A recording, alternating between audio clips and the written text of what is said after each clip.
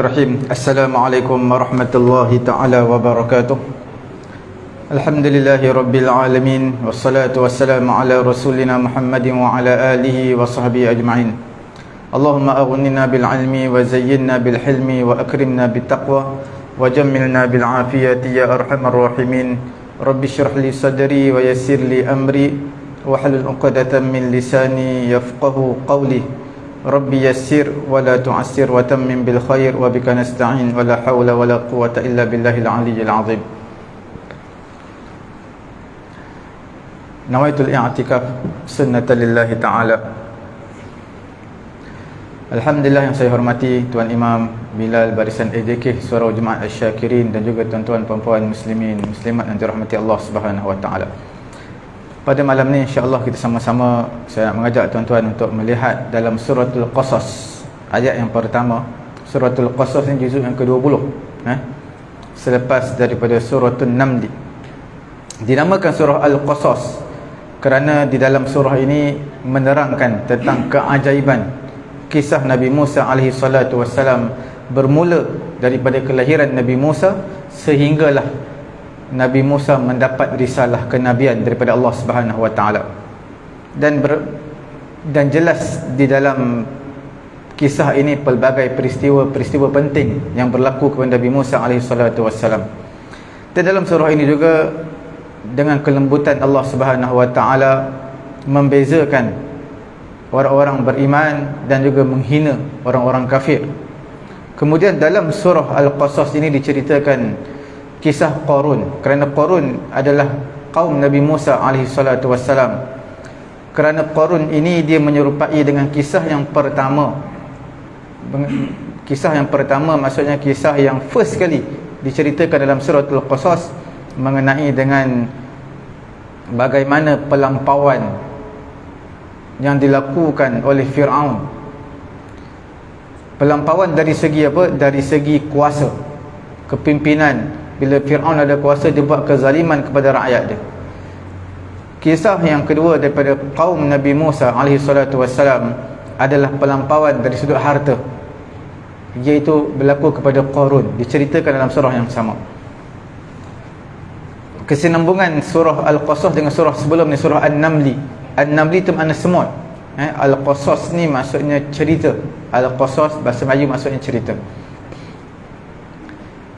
Kesinambungan surah ini dan juga dua surah sebelum ini, iaitu surah Asy-Syu'ara dan juga surah An-Naml, iaitu surah Al-Qasas ini menceritakan secara tafsil terperinci bagi apa yang diceritakan pada dua surah sebelum ini secara ringkas. Kisah Nabi Musa alaihi salatu wassalam, kisah Nabi Musa ada diceritakan dalam surah Asy-Syu'ara.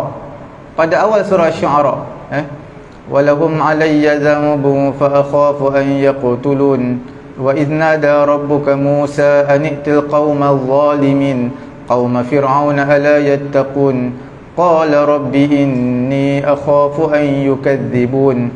Pada awal page yang pertama surah Asy-Syu'ara diceritakan tentang kisah Nabi Musa alaihi salatu wasallam, tapi tidak secara terperinci. Dalam suratul Naml juga diceritakan kisah Nabi Musa, tetapi tidak diperincikan kisah Nabi Musa dalam surah An-Naml dan juga surah Asy-Syu'ara. Dalam surah ini diceritakan secara terperinci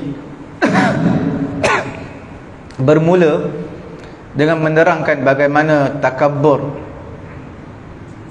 kesombongan Fir'aun, kezaliman Fir'aun, kemudian disembelih anak-anak Bani Israel, kemudian dicampakkan Nabi Musa selepas dilahirkan di lautan, letak dalam satu kotak, dalam satu peti, kerana takut Nabi Musa dibunuh. Kemudian Fir'aun yang selamatkan Nabi Musa, dia kemudian besarkan Nabi Musa dalam istana dia sehinggalah usia remaja ataupun usia pemuda, hampir ke belasan atau 20 tahun.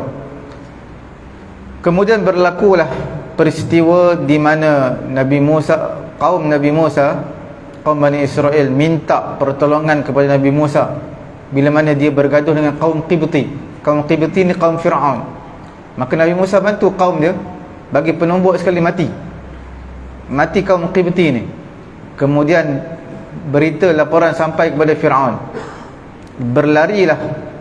melarikan diri Nabi Musa daripada Mesir. Nabi Musa lari ke Madian, dan di Madian tersebut Nabi Musa berkahwin dengan anak perempuan Nabi Syu'aib alaihi salatu wassalam. Semua diceritakan dalam suratul Qasas. Kemudian Nabi Musa bermunajat kepada Allah Subhanahu wa taala. Allah Taala bangkitkan Nabi Musa menjadi rasul. Seperti itulah diperincikan surah ini. Surah ini memperincikan tentang mauqiful Quran. Mauqif ataupun pendirian Al-Quran, iaitu akan mencela orang-orang musyrikin, orang-orang kafir, kerana mereka ingkar terhadap hari kiamat, perkhabaran hari kiamat, iaitu dibinasakan kebanyakan penduduk kota kerana mereka ini berlaku zalim. Mereka membuat maksiat kepada Allah Subhanahu wa taala, dan mereka minta kepada berhala. Maka mereka tak percaya tentang perkara-perkara ini, kebangkitan selepas hari kematian. Maka Allah Ta'ala cela perbuatan mereka.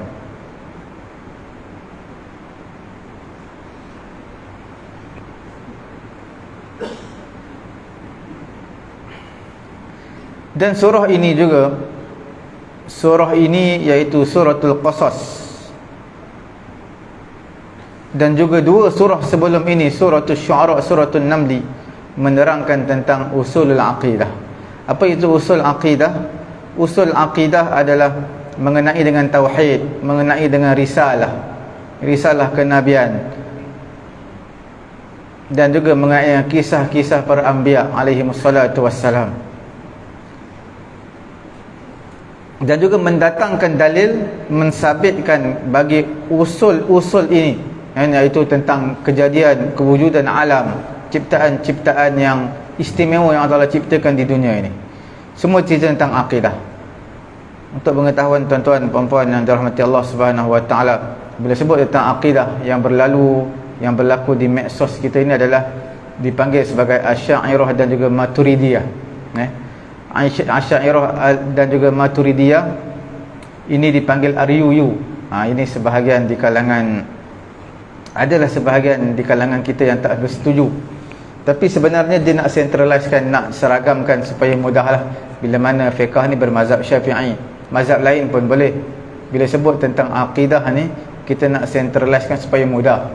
Tapi kita taklah menafikan ada akidah-akidah yang lain, akidah salaf dipanggil. Tapi bagi orang awam, mereka tak tahu benda ni. Kita centralizekan supaya tak berlaku kekejaman, pembunuhan yang kerana menghalalkan darah orang Islam. Kita takut. Sebab itu dicentralizekan perkara ini, iaitu Asy'ariyah dan juga Maturidiyah. Asy'ariyah dan juga Maturidiyah adalah jalan yang kita panggil wasatiyah lah, jalan sederhana. Kita ambil jalan tengah. Kalau yang ghulu, yang melampau, dipanggil sebagai Mu'tazilah. Ideologi Mu'tazilah ini, mereka membelakangkan wahyu. Wahyu mereka tak tepi. Manakala yang sebelah pihak lagi, yang melampau sebelah pihak, dipanggil sebagai Mujassimah. Mujassimah ni mereka letak nombor satu bukan wahyu, tetapi mereka letak nombor satunya adalah akal, logik akal mereka. Datang Asy'ariyah dan juga Maturidiyah, mereka ambil jalan tengah-tengah. Wahyu pun mereka, wahyu letak nombor satu, akal pun mereka raikan dua-dua. Dan empat mazhab sebenarnya mereka berakidah dengan Asy'ariyah dan juga Maturidiyah. Cuma di antara ulama-ulama yang hebat dalam mazhab Hanbali, di antaranya ada juga yang bermazhab Asy'ariyah dan juga Maturidiyah. Tiga mazhab yang lain kebanyakannya semua bermazhab Asy'ariyah dan juga Maturidiyah. Begitu juga dengan ilmu qiraat. Ilmu qiraat selalunya kita akan ikut dua jalur, dipanggil sebagai manhaj Asy-Syatibi. Asy-Syatibi bermazhab Asy'ariyah dan juga Maturidiyah. Maturidi dalam qiraat ada dua, satu dipanggil manhaj Asy-Syatibi dan juga satu lagi dipanggil sebagai manhaj Al-Jazari. Selalu kita akan belajar manhaj Asy-Syatibi. Asy-Syatibi ini ya seperti mana bacaan mat Jaiz Munfasil, kita baca 4 harakat. qul ya ayyuhal kafirun. Bila mana manhaj Al-Jazari dia jadi pendek, qul ya ayyuhal kafirun. Jadi ada beberapa perbezaan. Mad silah tawilah 4 harakat, manhaj Asy-Syatibi. Manhaj Al-Jazari adalah 2 harakat. Kalla la yahsabu annama lahu akhlada. Manhaj Asy-Syatibi. Manhaj Al-Jazari yahsabu annama lahu akhlada, 2 harakat. Yang Al-Jazari ni selalunya orang ambil takhasus, yang ambil khusus bidang qiraat. Kalau kita yang biasa, kita akan ikut cara Asy-Syatibi. Semua ini adalah Asy'ariyah dan juga Maturidiyah. Ulama-ulama hadis pun begitu. Okey. Kemudian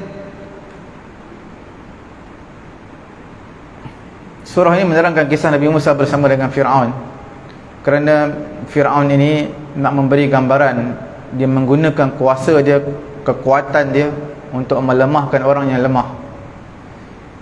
Fir'aun sengaja untuk gunakan kekuasaan, kekayaan dia, dihambakan, dijadikan hamba Bani Israel, dan dia bertambah kekejaman dan juga bertambah kezaliman Fir'aun bila mana disembelih semua anak laki-laki. Seperti mana di Palestin ni mereka nak hapuskan, kalau boleh, semua penduduk Palestin mereka nak hapuskan. Di mana Gaza mereka nak hapuskan wanita, kanak-kanak, bayi, mereka sekat segala bantuan perubatan, makanan. Begitu juga kalau kita lihat berlaku kepada Fir'aun, sembelih semua anak laki-laki, perempuan dibiarkan hidup. Kemudian dia mendakwa diri dia sebagai Tuhan. Ma'alimtu lakum min ilahin ghairi.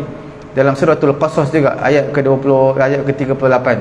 Aku tak tahu, tiadalah aku mengetahui bagi kamu Tuhan selain daripada aku. Aku Tuhan, Fir'aun kata. Ana rabbukumul a'la dalam suratun Nazi'at. Aku Tuhan yang tinggi. Dia buat kerosakan di permukaan bumi. Allah Ta'ala nak selamatkan Fir'aun. Allah Ta'ala nak selamatkan Nabi Musa.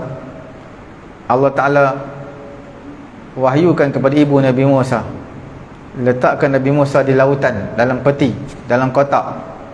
Kemudian keluarga Fir'aun akan mengambilnya. Kemudian raddahu ila ummihi, dikembalikan Nabi Musa kepada ibu dia. Kemudian dibesarkan Nabi Musa dalam istana Fir'aun sampailah usianya Rasyid dan Qawi. Rasyid dan Qawi ni sampai usia yang mana dah cerdik, dah pandai berfikir, dan usia dah kuat, dan tubuh badan dah matang, dah kuat. Maka bila berlaku pembunuhan yang dia bunuh kaum Qibti, dia lari ke Madian. Ke Madian daripada Mesir, dia kahwin dengan anak perempuan Nabi Syuaib alaihi salatu wassalam. Kita akan bincang kisahnya. Kita lihat pada ayat yang pertama. Bismillahirrahmanirrahim. Tasim mim. Dalam ilmu tajwid, ta, tuan-tuan lihat dalam Quran, ta ni dia tak ada tanda, tidak ada tanda beralun. Bila tak ada tanda beralun, maknanya baca 2 harakat je. Ta, sim. Sin tu ada tanda beralun atas dia, 6 harakat. Mim pun ada tanda beralun, 6 harakat. Macam Yasin. Ya tu tak ada tanda beralun, 2 harakat je. Sin tu ada beralun, jadi 6 harakat. Taha dua-dua tak ada tanda beralun. Kaf, ha, ya, ain, sad. Kaf, ha, ya, ain. Ain tu ada tanda beralun. Sad ada tanda beralun. Ain pun ada tanda beralun. Kaf, ha, ya, ain, sad.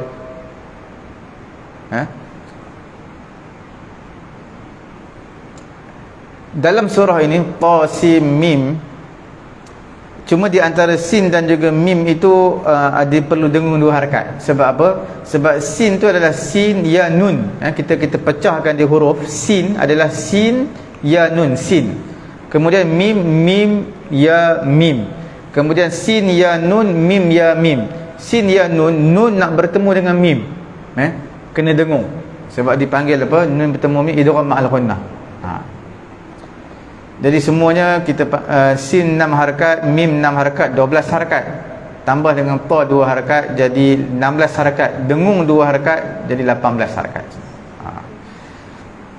Tilka ayatul kitabil mubin. Itulah ayat-ayat kitab yang nyata. Iaitu ini adalah ayat-ayat daripada kitab yang jelas, yang menyingkap urusan-urusan agama, apa yang telah berlaku dan akan berlaku. Natlu alayka min naba'i Musa wa Fir'aun bil haqqi liqaumin yu'minun.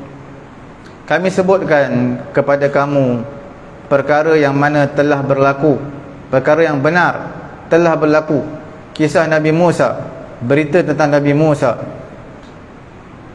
dan juga Fir'aun dengan sebenar-benarnya kepada kaum yang beriman kepada Allah Subhanahu wa taala. Nabi cerita seolah-olah Nabi hadir, Nabi ada, Nabi menyaksikan peristiwa tersebut.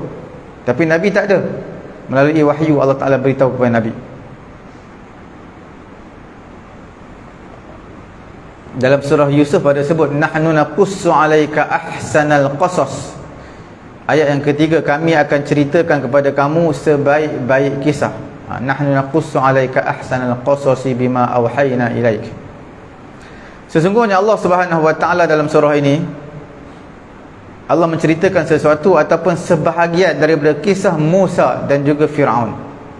Antara kisah paling banyak dalam Quran kisah Nabi Musa alaihi salatu wassalam, untuk kita mengambil peringatan ibrah.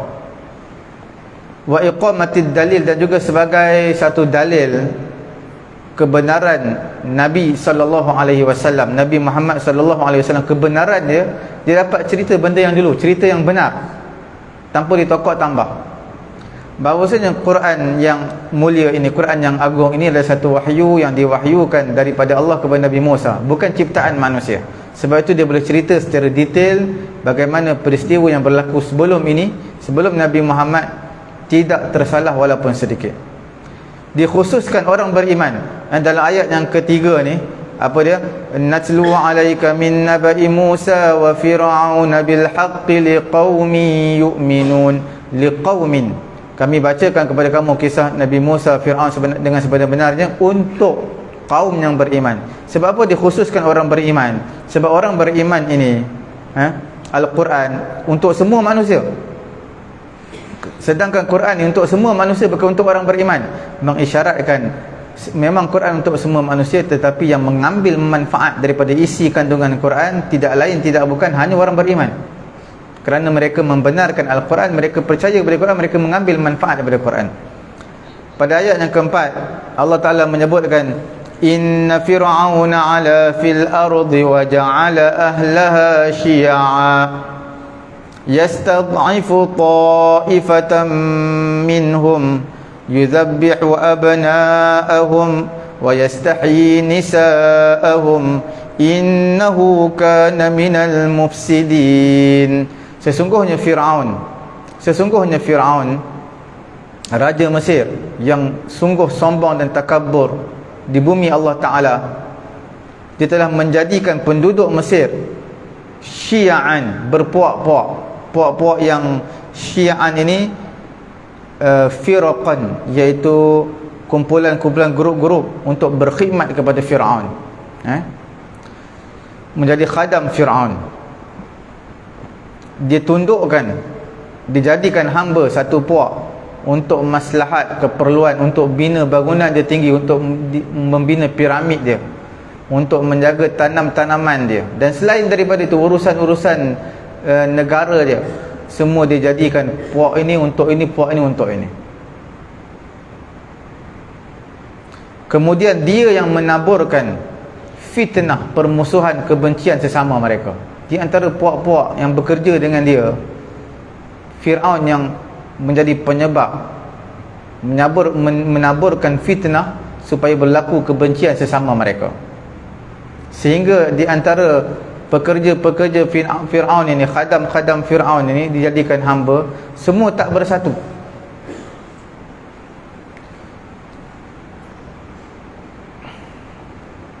Yastad'ifu ta'ifatan minhum, Fir'aun menjadikan satu jamaah di kalangan mereka menjadi hina, menjadi buruh yang dipaksa, iaitu Bani Israel. Yudhabbihu abna'ahum wa yastahyi nisa'ahum. Fir'aun telah membunuh bayi laki-laki, kanak-kanak laki-laki yang baru dilahirkan, semua akan dibunuh.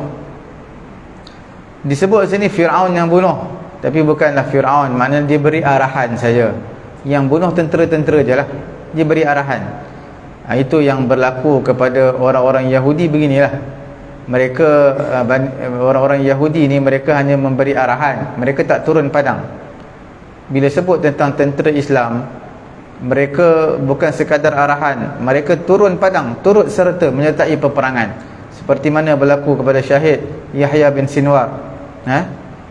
Dia turun padang, dia berperang, walaupun 2 orang bodyguard dia mati, tak apa, seorang, tinggal seorang pun tak apa, dia berhempas pula sampailah ke titisan yang terakhir, sampai nafas yang terakhir. Itu baru dinamakan berjihad yang sesungguh-sungguhnya. Adapun orang-orang pemimpin-pemimpin kafir ini, mereka tak berani, mereka hanya suruh, walaupun tak ada pengalaman perang pun, tak layak dipanggil askar pun, tapi tak apa, untuk ramaikan, masuk saja askar, masuk saja untuk ramaikan tentera. Dan mereka sekali-kali tidak akan turun pegang senjata, sekali-kali tidak akan pegang, kerana mereka takut kematian. Kemudian mereka akan attack siapa? Akan attack pemimpin-pemimpin. Itu yang berlaku dalam peperangan Uhud. Dan peperangan Uhud, mereka nak lemahkan semangat orang-orang Islam.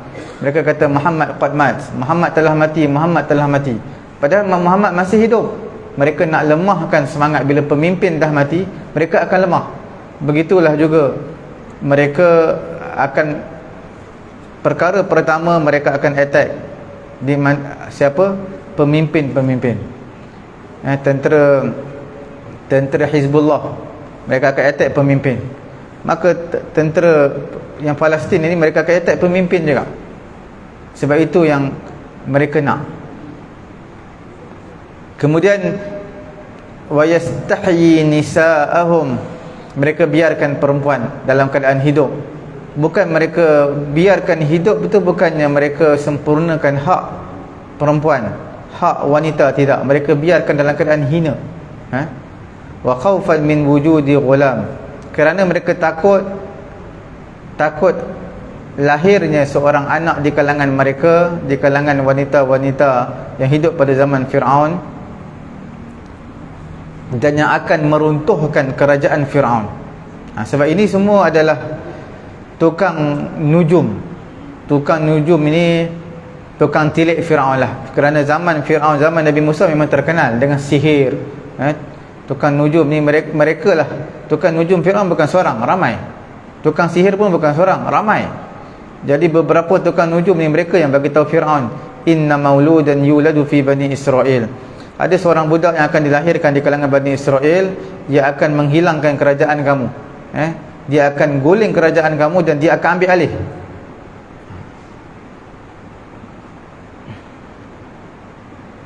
Sama ada tukang nujum ni mereka mengetahui daripada perkhabaran jin, ataupun mereka lihat dalam mimpi mereka. Ini yang mereka sampaikan kepada Fir'aun. Kemudian Fir'aun percaya. Sebenarnya perkataan jin yang sampaikan kepada tukang nujum ni bukan benar. Dia dengar perbicaraan malaikat satu, dia dengar satu, kemudian 99 lagi dicampur dengan pendustaan dia. Kemudian dia bagi tahu kepada bomoh-bomoh semua ni. Jadi bomoh bagi tahulah kita perkara seperti ini, seperti ini.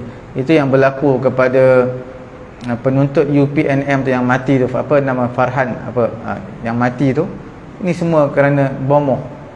Salah seorang di kalangan pelajar tu, ayah dia bomoh. Itu yang berlaku sampai berlaku kematian. Hilang satu jiwa. Disebabkan percaya perkataan dukun ni.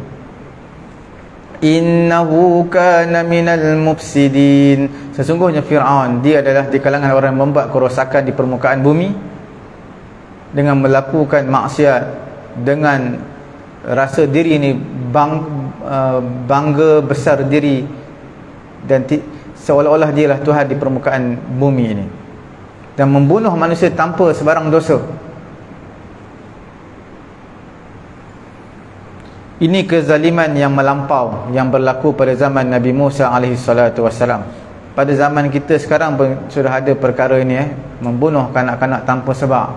Sepatut bila pergaduhan antara tentera dengan tentera, tak ada libatkan dengan wanita, tak ada libatkan dengan kanak-kanak.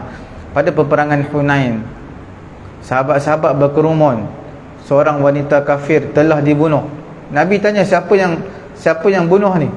Maka mereka sebut Khalid Al-Walid. Maka Nabi panggil Khalid Al-Walid. Nabi kata, wanita jangan dibunuh. Tidak dibenarkan bunuh wanita, kanak-kanak, melainkan mereka yang menyertai peperangan. Hamba-hamba pun jangan bunuh, melainkan mereka menyertai peperangan.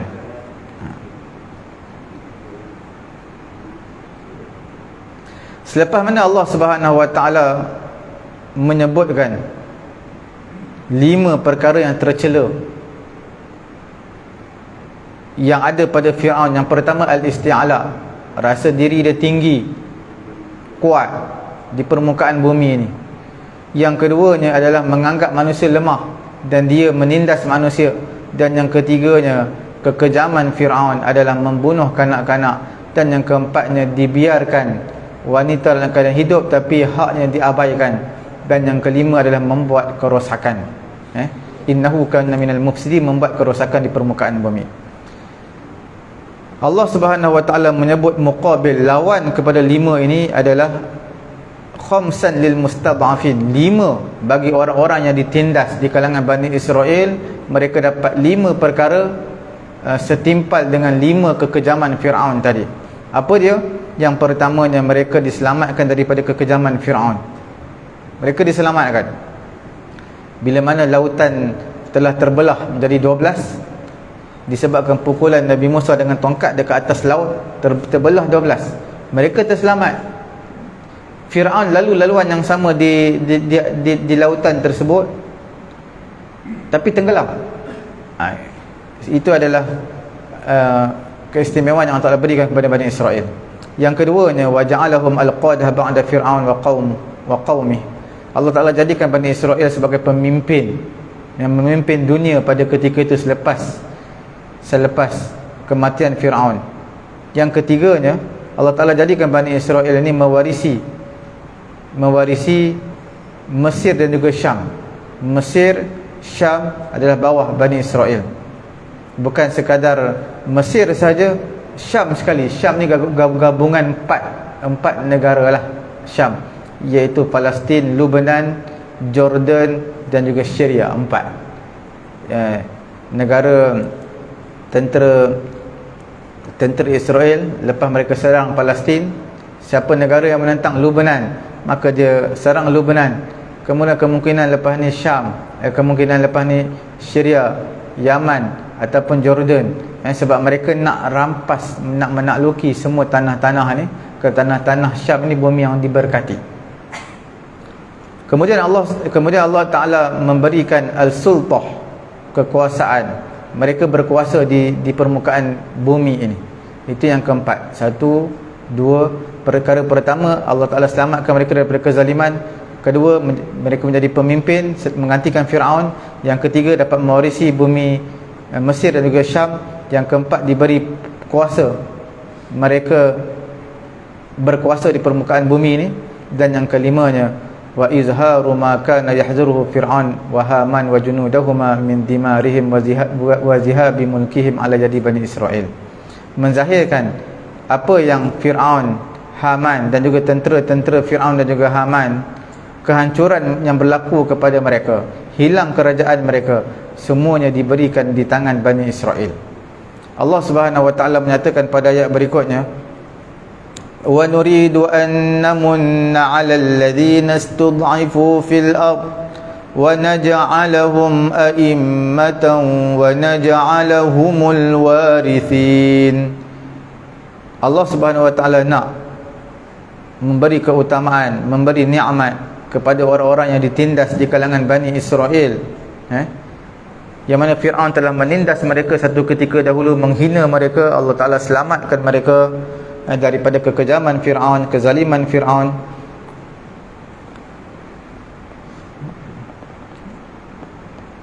wa naj'alahum a'immatan, Allah Ta'ala menjadikan mereka sebagai qadah, sebagai pemimpin, sebagai imam, sebagai hakim dalam urusan agama dan juga urusan dunia. Wa naj'alahumul warithin, Allah Subhanahu wa Ta'ala memberikan al-warithin, menjadikan mereka sebagai pewaris, mewarisi kerajaan Fir'aun, bumi Fir'aun. Wa numakkina lahum fil ard, Allah Ta'ala memberi kuasa kepada mereka di permukaan dunia ini. Mereka boleh kuasa hanya di tangan mereka. Wa nuriya fir'auna wa haman wa junudahuma minhum ma kanu yahzarun. Dan Allah Subhanahu wa Ta'ala memperlihatkan kepada Fir'aun, Haman dan juga tentera keduanya. Allah Ta'ala perlihatkan apa kepada Fir'aun, Haman, tentera mereka, apa yang mereka bimbangkan dari golongan yang menindas itu. Apa yang mereka takut? Apa yang mereka takut, iaitu seorang bayi lelaki yang akan lahir, yang akan menggulingkan kerajaan mereka. Mereka takut. Allah Ta'ala perlihatkan, zahirkan perkara ini. Jadi semua ada 5. Semua tercatat pada ayat yang kelima. 5 perkara keistimewaan yang Allah berikan kepada Bani Israel. 5 perkara ini ada pada ayat yang kelima dan keenam.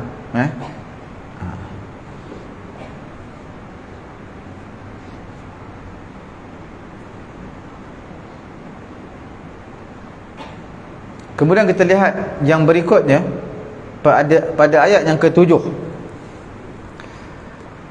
Allah ini mengenai dengan Nabi Musa diletakkan di lautan dalam satu bekas selepas mana kelahiran Nabi Musa, dan diberi susu kepada Nabi Musa, dan berita gembira mengenai dengan kenabian Nabi Musa alaihissalatu wassalam, bermula pada ayat yang ke-7 sampailah pada ayat yang ke-14, sampai ayat ke-14.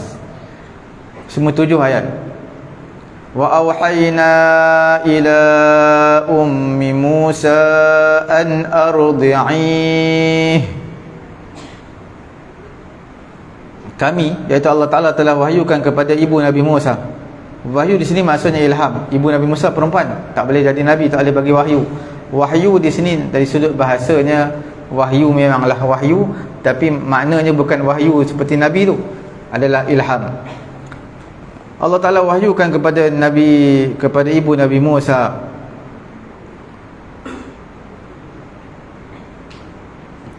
ilhamkan apa? An ardi'ih, supaya ibu Nabi Musa susukan Nabi Musa. Fa idza khifti alaihi fa alqihi fil yammi, apabila kamu takut ke atas Nabi Musa, takut bila mana kamu wahai ibu Nabi Musa, kamu takut apa? Takut dibunuh Musa ini, maka kamu letakkan di lautan, di sungai Nil. Wala takhafi wala tahzani, jangan kamu takut Nabi Musa tenggelam di lautan tersebut, jangan kamu takut. Wala tahzani, jangan kamu bersedih kerana berpisah dengan Nabi Musa alaihissalatu wassalam. Inna radduhu ilaiki wa ja'iluhu minal mursalin. Allah Ta'ala kata, kami akan mengembalikan kembali Musa kepada kamu, dan juga waja'iluhu minal mursalin, Nabi Musa akan menjadi di kalangan rasul yang akan diutuskan. Kita beri laluan pada azan jap.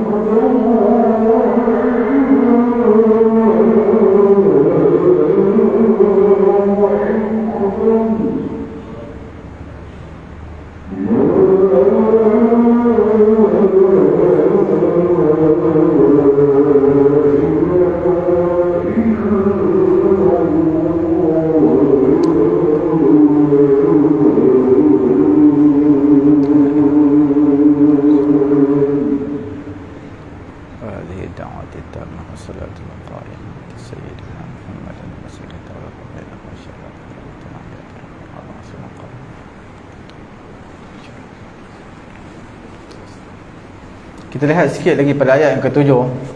Wa auhayna ila ummi Musa an ardi'ih. Allah Subhanahu wa taala ilhamkan kepada ibu Nabi Musa, susukan dia dulu. Bila lahir dia, susukan dia. Selagi mana boleh kamu susukan secara sembunyi-sembunyi, susukan dia. Sembunyikan diri kamu daripada musuh. Sempatlah ibu Nabi Musa susu mengikut satu pandangan 3 bulan, mengikut satu pandangan 4 bulan, dapat sempat untuk menyusu Nabi Musa alaihi salatu wassalam. Kemudian fa idza khifti alaih, pada ayat ke-7, fa idza khifti alaih, bila mana kamu wahai ibu Nabi Musa, kamu rasa khawatir ke atas keselamatan Nabi Musa, fa alqihi fil yammi, sebab kamu takut suara Nabi Musa ini akan didengari oleh jiran. Suara dia, bila sebut tentang bayi, mesti dia dengar suara dia, dia menangis. Nabi Musa takut, ibu Nabi Musa risau. Maka diberi ilham kepada ibu Nabi Musa, letakkan dia dalam lautan Nil. Letak dia di lautan Nil. Jangan kamu takut dia tenggelam pada ketika itu, dan jangan rasa sedih berpisah dengan dia. Seperti itulah ilham yang Allah Ta'ala berikan kepada ibu Nabi Musa. Buatkan at-tabut. Tabut ini bekas ataupun peti kecil, letakkan Nabi Musa di dalam tu. Ini menunjukkan bagaimana inayatullah, Allah Ta'ala menjaga Nabi, para anbiya-Nya, para Nabi alaihi wassalatu wassalam semenjak dalam kandungan sehinggalah zaman kanak-kanak. Allah Ta'ala akan pelihara. Sebab itu Nabi-Nabi dipanggil maksum, terpelihara daripada dosa, kerana dalam pemeliharaan Allah Subhanahu wa Ta'ala. Kemudian ibu Nabi Musa mengambil satu tabut, peti, dan letakkan Nabi Musa di dalam peti tersebut. Kemudian letakkan di lautan Nil. Kemudian air tadi bawa Nabi Musa sampailah ke depan istana Firaun. Faltaqatahu al-jawari. Pada ketika itu hamba-hamba perempuan Firaun telah mengambil peti tersebut. Mereka bawa kepada isteri Firaun yang bernama Asiyah binti Mazahim. Bila mana isteri Fir'aun Asiyah binti Mazahim, dia buka peti tersebut, dia lihat, terus Allah Ta'ala campakkan dalam hati dia rasa kasih sayang dan juga kesian terhadap kanak-kanak ini. Maka dia mintalah kepada Fir'aun al-ibqa alaih, supaya anak ni jangan dibunuh, tapi biarkan ia bersama dengan kita. Walam tazal takallam, sentiasalah isteri Fir'aun ini bercakap dengan Fir'aun, hatta tarakahu laha, sehingga Fir'aun tak bercakap apa-apa, tinggalkan dia. Nak kata setuju pun tak, nak kata tak setuju pun tak.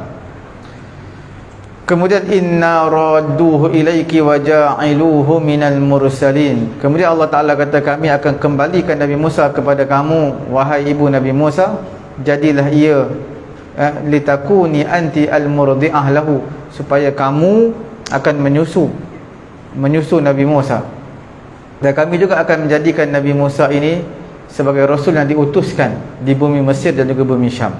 Ini menunjukkan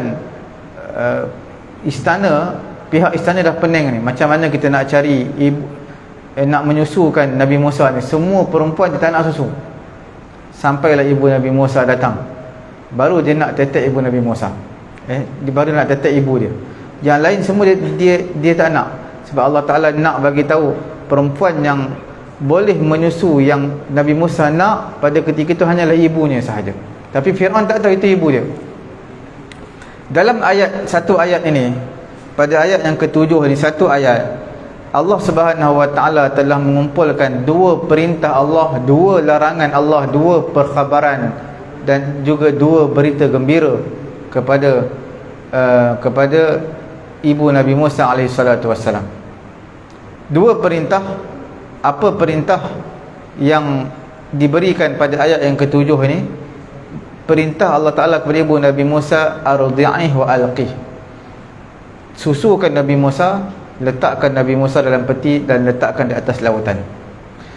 Dua perkara yang Allah Ta'ala larang kepada ibu Nabi Musa, iaitu wala takhafi wala tahzani, jangan kamu takut Nabi Musa tenggelam, jangan kamu rasa sedih atas perpisahan kamu dengan Musa.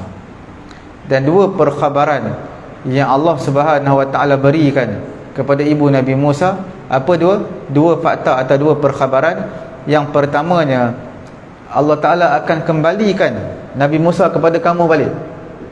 Dan yang keduanya, Allah Ta'ala akan jadikan Nabi Musa sebagai Rasul, Nabi utusan Allah Ta'ala. Dan dua berita gembira, iaitu dua berita gembira ni termasuk dalam dua perkhabaran tadi, iaitu dikembalikan kepada ibunya dan juga diutuskan sebagai Rasul. Iaitu kita panggil ada dua ayat, dua perintah Allah, dua larangan Allah, dan juga dua perkhabaran, yang mana dua perkhabaran ini adalah berbentuk berita gembira. فَالْتَقَطَهُ آلُ فِرْعَوْنَ لِيَكُونَ لَهُمْ عَدُوًّا وَحَزَنًا إِنَّ فِرْعَوْنَ وَهَامَانَ وَجُنُودَهُمَا كَانُوا خَاطِئِينَ.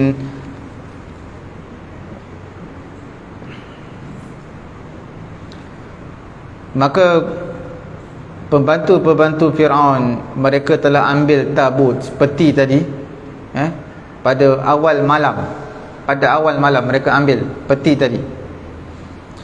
Kemudian mereka berikan kepada isteri Fir'aun dan juga Fir'aun. Dikeluarkan Nabi Musa pada peti tersebut. Ketika itu Nabi Musa menghisap ibu jari dia, menghisap susu daripada ibu jari dia, seolah-olah Allah Ta'ala keluarkan susu daripada ibu jari. Macam mana budak boleh hidup lama dalam beberapa hari dalam peti tersebut tanpa sebarang susu? Allah Ta'ala beri susu keluar daripada ibu jari dia. Liyakuna lahum aduwan wa hazana, kesudahan dia Nabi Musa ini adalah musuh kepada mereka, walaupun dibesarkan dalam istana Fir'aun. Wa hazana, menyebabkan Fir'aun dan juga tentera-tentera dia akan bersedih hati, disebabkan Nabi Musa alaihi salatu wassalam. Inna Fir'auna wa Hamana wa junudahuma kanu khati'in. Fir'aun, Haman dan juga tentera mereka berdua kanu khati'in. Mereka tersalah langkah. Mereka tersalah langkah menyebabkan habis, rosak semua kerajaan Fir'aun. Ayat yang ke-9, wa qalat imra'atu fir'auna qurratu 'ainin li walak la taqtuluhu 'asa an yanfa'ana aw nattakhidhahu waladan wa hum la yash'urun. Isteri Fir'aun berkata, qurratu 'ainin li walak, jadikanlah anak ini penyejuk mata aku dan juga penyejuk mata kamu wahai Fir'aun. La taqtuluh, janganlah kamu membunuh bayi lelaki ini. Asa an yanfa'ana, mudah-mudahan dia memberi manfaat kepada kita. Au nattakhizahu walada, atau kita ambillah dia sebagai anak angkat kita. Fa ata'uha, maka orang-orang kanan Fir'aun dan juga Fir'aun telah dengar cakap isteri dia ni. Wahum la yash'urun, sedangkan mereka tak tahu kesudahannya Nabi Musa akan menggulingkan kerajaan dia. Saya kira cukup sekadar itu dulu kisah Nabi Musa alaihissalam. Pada zaman bayi dia diceritakan secara terperinci dalam suratul Qasas. Kisah Nabi Musa ni banyak dalam Quran, tapi kisah yang diceritakan secara terperinci daripada mula sampai ke akhir adalah dalam suratul Qasas. InsyaAllah kita sambung pada masa yang akan datang. Kita tutup majlis dengan tasbih kafarah dan juga suratul Asr. Subhanallahumma wa bihamdihi, subhanakallahumma wa bihamdika, asyhadu an la ilaha illa anta astaghfiruka wa atubu ilaik. Bismillahirrahmanirrahim. Alhamdulillahi rabbil alamin, wassalatu wassalamu ala rasulina Muhammadin wa ala alihi wa sahbihi ajma'in. Allahumma anfa'na bima 'allamtana wa 'allimna ma yanfa'una wa zidna 'ilma. Alhamdulillahi ala kulli hal wa na'udzu billahi min hali ahli nar. Wa sallallahu ala sayyidina Muhammadin wa ala alihi wa sahbihi ajma'in. Walhamdulillahi rabbil alamin. Taqabbalallahu minna.